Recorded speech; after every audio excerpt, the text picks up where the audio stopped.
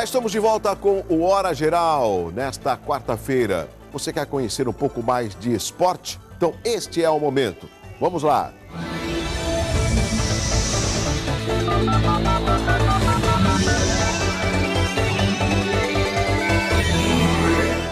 A divisão de hóquei do Clube Internacional de Regatas irá realizar seletivas para formar equipes das categorias sub-9, 11, 13, 15, 17 e 20 até o dia 15 de março. Os atletas representarão o clube em campeonatos brasileiros, paulistas e amistosos. Os testes acontecem nos horários dos treinos segunda e quarta-feira das 7 da noite às 8 da noite e quinta-feira das 8 às 9 da noite no ginásio de esportes do clube. A avaliação será feita pelo professor e técnico Luiz Felipe Fernandes. Para a peneira é necessário vestir roupa de treino e apresentar documento de identidade.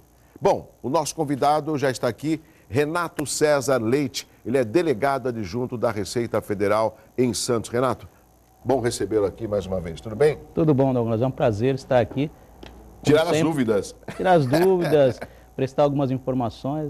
É isso. O Renato, o que é interessante, eu falei que pelo menos uma vez por ano nós temos a grata satisfação de vê-lo e ouvi-lo, porque você também é convocado por várias emissoras. Tamanha a preocupação, a necessidade da declaração do imposto de renda, né? Nós temos uma equipe lá de educação fiscal, então a gente se reveza. A Amélia, antes de aposentar, estava sempre aqui conosco.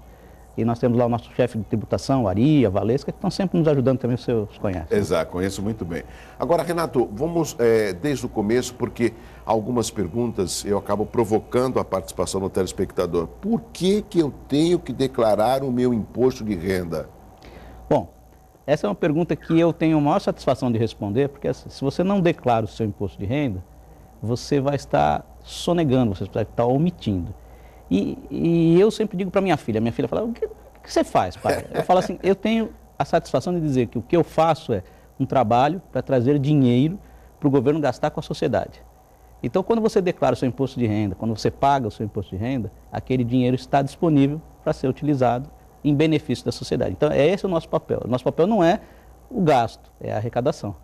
Então, a declaração permite que a gente saiba que o contribuinte está prestando aquela obrigação, cumprindo a obrigação corretamente. Então, se você presta essa declaração, informa direitinho, você está cumprindo o seu dever cívico. A partir de que idade que eu sou obrigado a declarar o imposto de renda, Renato? Olha, Douglas, na verdade não existe idade. Se você nasceu, já tem rendimento, você pode declarar. Na verdade, se você estiver obrigado, você tem que declarar.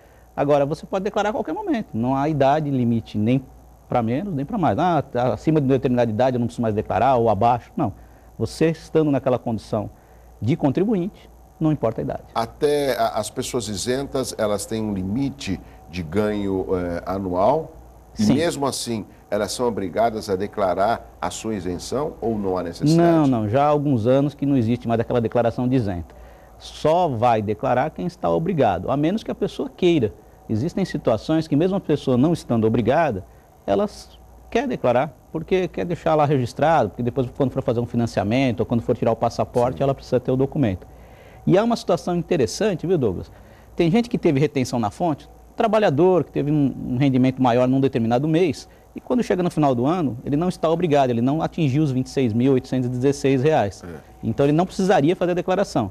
Mas como ele teve retenção na fonte, se ele fizer a declaração, muito provavelmente ele receberá de volta aquela restituição. Vai receber a restituição daquele imposto retido na fonte. Então é interessante você sempre verificar se mesmo não estando obrigado, não há alguma restituição para você receber. Para que o telespectador possa entender melhor, as perguntas já estão chegando, Renato, ou seja, nesse mês que ele ganhou um pouco mais, ele também foi taxado porque ele ganhou um pouco mais. Isso. E na hora que, por mais que ele não esteja dentro desses 26.800 e pouco... 26.816 Mas mesmo ele declarando, ele vai ter de volta... Vai ter de volta, porque quando você coloca na tabela anual, você soma todo o seu rendimento recebido ao longo do ano e aquilo que foi retido. Então, provavelmente, você não vai ter tributação ali, você vai estar numa faixa que não vai ter incidência e aquilo que você reteve vai receber de volta. Por exemplo, eu vou tentar fugir do assunto, mas... ficar no mesmo tema. Eu nunca estive no exterior, acredito que você já esteve, e o que eu ouço de algumas pessoas que estiveram no exterior? Que quando você vai, por exemplo, nos Estados Unidos, você vai comprar um produto, você já tem lá, o produto custa $1, me corrija, $1,50 e 25 cents são os impostos. Diz que os impostos, eles já estão ali visíveis na hora que você compra um produto. Na verdade, assim, na maioria dos lugares que você vai, o preço que está lá na etiqueta é o preço sem imposto, imposto de consumo. E aí esse imposto, na hora que você vai ao caixa pagar, sim, ele é acrescentado, e aí muitas pessoas até que não estão acostumadas têm uma surpresa, falam, mas era $10, agora veio 11, veio 12, veio 13, porque ali então é acrescentado imposto. Agora, recentemente, nós tivemos já a obrigação de, na nota fiscal, aqui no Brasil também, vir discriminado o quanto de imposto está embutido naquele preço. Isso é interessante. Isso é interessante. Porque você acaba tendo a informação. Agora, Renato, é uma questão política, eu não posso perder a oportunidade quando os amigos, os convidados venham aqui, comparecem aqui no Hora Geral.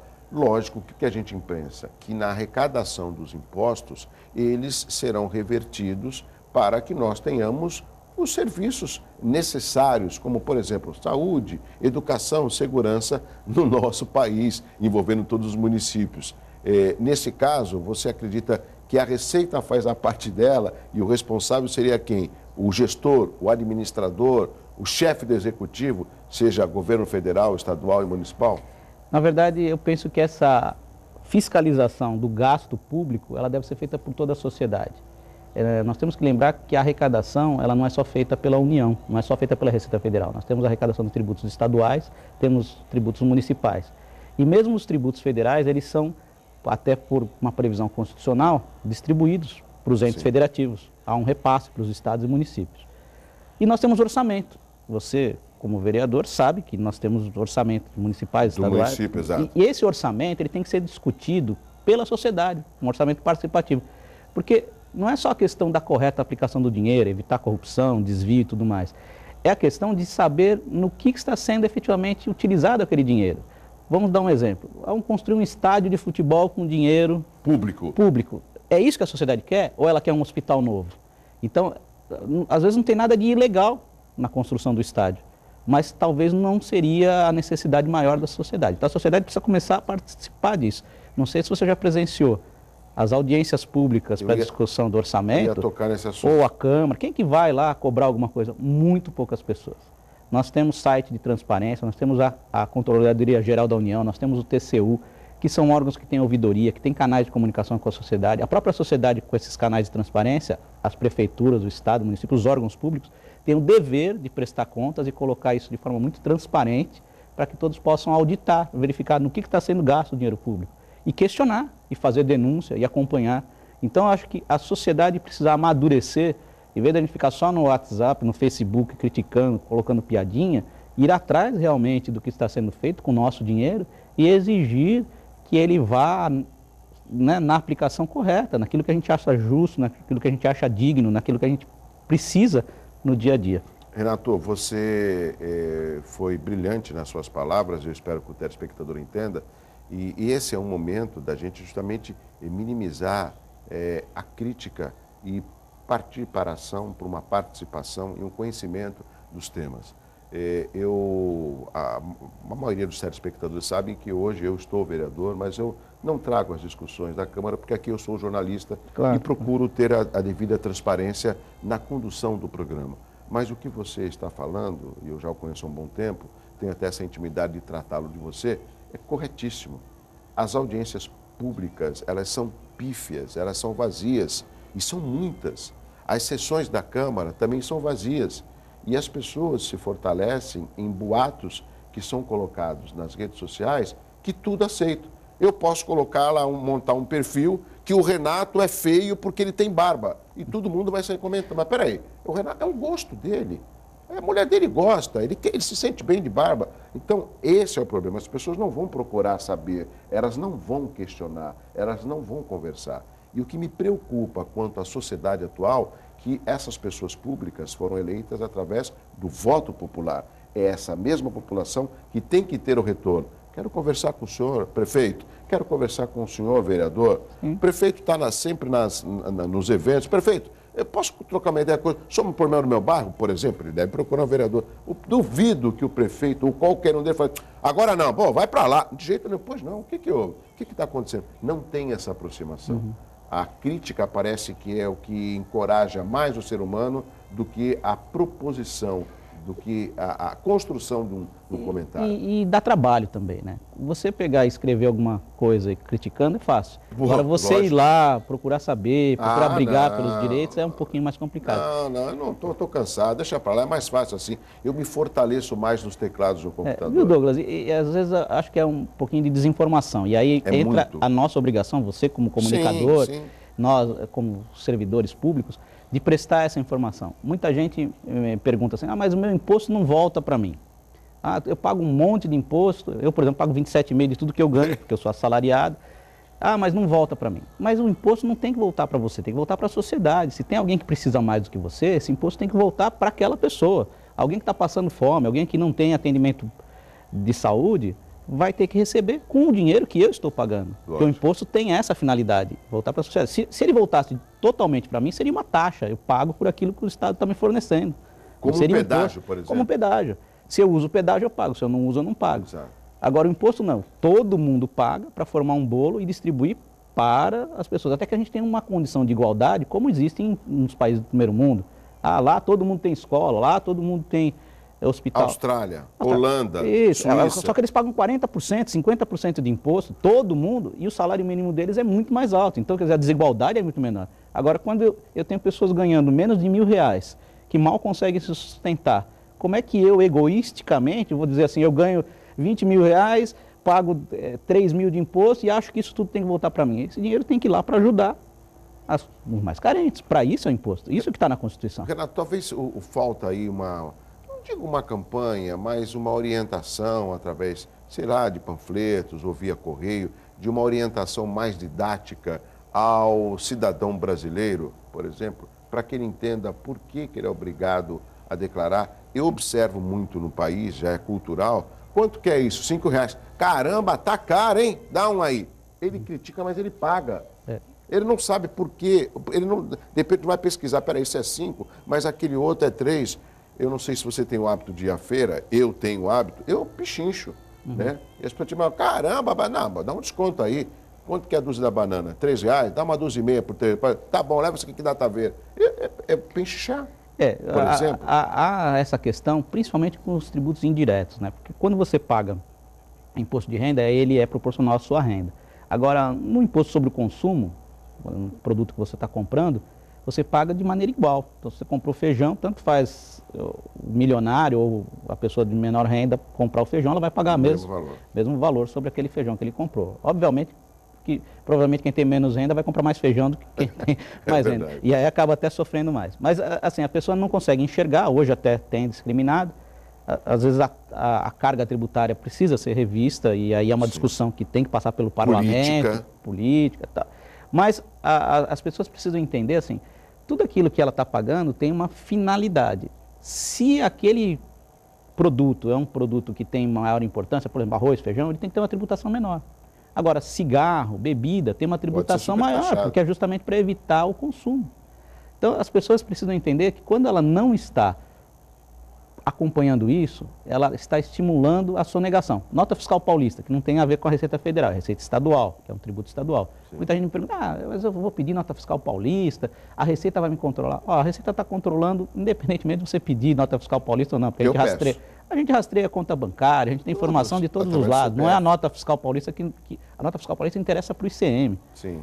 Agora, na hora que eu não peço a nota, se o contribuinte, que é o vendedor, que é o empresário ali, que na maioria das vezes é uma pessoa de bem, uma pessoa honesta, emitir a nota depois, ele emite de todo mundo ali e pagar os tributos direitinho, aquele tributo vai poder voltar para a população.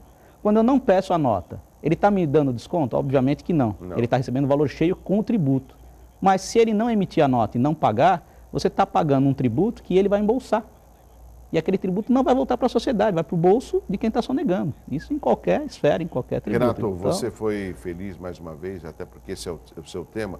As pessoas têm que perder esse slogan um pouco da década de 70, que é a lei de Gerson, que é querer levar vantagem em tudo. E o pior, quando você quer levar vantagem, desconhecendo o que é vantagem e desvantagem. Você falou bem claro, quando eu não peço, eu acabo pagando. Olha só, quando eu não peço uma nota fiscal, eu acabo pagando imposto para o comerciante. Olha só a troca. Você está estimulando, né? A maioria é honesta, mas se Sim. tiver desonestidade, ele vai se sentir feliz, porque ele fala, bom, agora esse daqui é para o meu bolso, porque eu não emiti nota, não preciso pagar. E o que eu vejo também, um grande número de pessoas, de profissionais que falam, quer nota fiscal paulista? Ou seja, criou um hábito. Às vezes, quando eu estou na fila, eu observo que, pelo menos, um número pequeno de pessoas na minha frente, não precisa, nunca querem. Eu sempre peço e já recebi um retorno até significativo. O que eu tenho falado para o pessoal, assim, você não quer, por qualquer motivo, não quer a nota paulista, peça a nota. E aí tem entidades que recebem. Exatamente. Você doa... Vó Benedita é uma delas. Isso, você doa a sua notinha fiscal para essas entidades, Vó Benedita, que é a PAI. A PAI. E eles vão digitar aqueles dados e eles vão receber o crédito da nota fiscal paulista. É um recurso que para a gente pode parecer pequeno, mas para essas entidades faz muita diferença. Muita diferença, exatamente. Como é agora no imposto de renda, a possibilidade do destinação criança, né? Também. Não sei se a gente pode falar sobre isso. Lógico que pode. Você é o convidado. Nós reclamamos, o dinheiro vai para Brasília, não volta, demora para voltar. Quando você faz o seu imposto de renda, você tem a faculdade de escolher deixar até 6%, se você tiver feito isso até 31 de dezembro, ou agora na declaração, até 3% do seu imposto devido, na sua cidade, para os seus conselhos municipais dos direitos das crianças e do adolescente utilizarem nos projetos voltados para atendimento dessas necessidades das crianças e dos adolescentes. Então imagina 3% de todo o imposto devido. Só para você ter uma ideia, que em Santos nós temos lá uma estimativa, na região, Santos região, nós conseguimos fazer, né, essa arrecadação para os conselhos de 3 milhões no ano. O potencial é quase 50 milhões. Quer dizer, poderia, se todos ensinassem, poderia chegar isso. a 50 Aí milhões. a pessoa fala, mas eu vou pagar mais imposto? Não, aquilo que você destinar, você vai abater do que você tem a pagar. E se você tiver restituição, você vai poder somar com a restituição. E você pode destinar até 6% daquilo que você vai pagar. Isso, se tiver feito até 31 de dezembro. Agora já não dá mais para fazer 6, dá para fazer até 3. No final do ano a gente... Isso, mas dá para fazer ainda na declaração, até 3%. E dá para fazer para mais de um município. Em vez de, não, mas eu quero destinar um pouco para Santos, um pouco para São Vicente, um pouco para Guarujá, pode. Mas eu moro em São Paulo, pode fazer para qualquer lugar. Não importa que você more na cidade ou não more na cidade. Mas dentro do estado. Não, esse dinheiro vai para o município, mas não vai para o orçamento do município, ele vai para um fundo municipal que só pode ser utilizado em projetos voltados para o atendimento das necessidades identificadas com crianças e adolescentes. Renato, tem pergunta chegando, mas só para finalizar, nesse caso, eu julgo que muita gente acaba pedindo aí a colaboração dos contadores, né? O contador, ele sabe para como destinar, ele tem essa orientação. Sim, são profissionais de alto gabarito, qualificados, que sabem orientar, e nós temos feito contato com eles, sempre fazemos palestras, damos orientações, e eeles são parceiros na divulgação disso. Nós temos situações de contabilistas, Guarujá é um exemplo claro disso, tem um contabilista do Guarujá que ele já faz esse trabalho há muitos anos, e é um trabalho que vem dando um resultado formidável. Não sei se você já acompanhou, deve ter acompanhado, você falou da Casa Vó Benedita e outros tantos. Esses projetos que são desenvolvidos pelos conselhos são projetos, às vezes, baratos, que tiram as crianças daquela situação de vulnerabilidade, só que o recurso tem que chegar. Você sabe, Renato, você vai comentando, durante todo o dia eu observo várias coisas, eu acho que nós deveríamos criar, vou até lançar aqui a ideia, eu vou tentar me debruçar nessa possibilidade de montar um site dos projetos possíveis, até para orientar a população. Eu estou discutindo com alguns amigos, para ver se a gente consegue colocar isso lá, porque são projetos factíveis, são projetos plausíveis e que às vezes não tem o 100% da sua totalidade. E olha só, me corrija, Renato e amigos do Hora Geral, pode ser através do 3041-6777. Às vezes você declara seu imposto de renda, um valor que você poderia destinar para a criança e adolescente, mas você prefere dar R$1 para um morador de rua, que você não sabe se aquele R$1 ele vai juntar para comprar uma pedra de crack ou ele vai comprar outro tipo de droga, porque eu duvido que ele vai comer. É muito pouco provável. Até porque se ele quisesse comer, ele não tinha dinheiro para a comida. Não, exatamente. Então, a sociedade também precisa... Esse é o contraponto da sociedade, porque as ferramentas existem. Bom, Renato, rapidamente, antes de chamar o intervalo, o Fernando Henrique do Gonzaga, quem está livre de ter que declarar o imposto de renda? Fernando, bom dia, eu vou inverter um pouquinho essa pergunta. Em vez de quem está livre, eu vou dizer quem está obrigado. Então, aí, por exclusão, quem não está obrigado estaria livre. Declara se quiser, mas não está obrigado. Então, dentre outras condições, que são várias, as principais são quem teve rendimentos ao longo do ano passado superiores a R$ 26.816, ou rendimentos isentos não tributáveis acima de 40 mil, ou bens e direitos acima de R$ 300 mil, ou ainda rendimentos da atividade rural acima de R$ 134 mil, ou quem teve ganhos na Bolsa de Valores, ou ganho de capital. Então, essas pessoas estão obrigadas a declarar. Se você não tiver numa daquelas condições que o obriguem a declarar, não há necessidade de fazer declaração nenhuma, até porque não existe mais a declaração de isento. O Carlos Gomes do Boqueirão, por que a Receita Federal não divulga a relação de doenças que tornam isentas as pessoas que declaram imposto de renda? Na verdade, a previsão legal para isso já existe. Existe na legislação a discriminação das doenças. Então, não é a Receita que diz quais são as doenças, existe uma lei que determina, para essas doenças, desde que diagnosticadas por um laudo oficial, elas estão isentas, as pessoas portadoras daquelas deficiências, está lá por escrito. Então, no próprio programa da Receita tem, no perguntão tem, na legislação tem isso. Então, a Receita divulga sim. E é necessário anexar esse laudo ou não? Então, aí, se você tiver essa doença diagnosticada e você levar a sua... Porque a isenção, muita gente confunde, a isenção por moléstia grave, ela só se aplica aos rendimentos recebidos de aposentadoria, pensão, não aquilo que você está nativa, até porque pressupõe que se a pessoa tem uma doença grave, ela não vai continuar nativa. Exato. Então, assim, se a pessoa levar na fonte pagadora dela esse laudo, e esse laudo tem que ser um laudo oficial, esse laudo tem que ter o diagnóstico, tem que ter a data e tudo mais, a partir do momento que foi diagnosticada a doença, ele para de reter. Então, na própria fonte pagadora já deixa de reter o imposto de renda. Agora, se ele teve, vamos dizer, ele foi agora, mas ele tem um laudo que é do ano passado, ele entregou a declaração do ano passado, ele vai retificar a declaração, excluindo aquele valor, e ele então vai ser fiscalizado pela Receita. A Receita vai analisar a declaração dele e se houver restituição, vai restituir a ele, não tem problema. Renato, vamos fazer o seguinte, um rápido intervalo, o assunto está muito ilustrativo e informativo. Um rápido intervalo, na sequência a gente volta com mais perguntas aqui no Hora Geral para que você tire as suas dúvidas sobre imposto de renda. Eu volto já.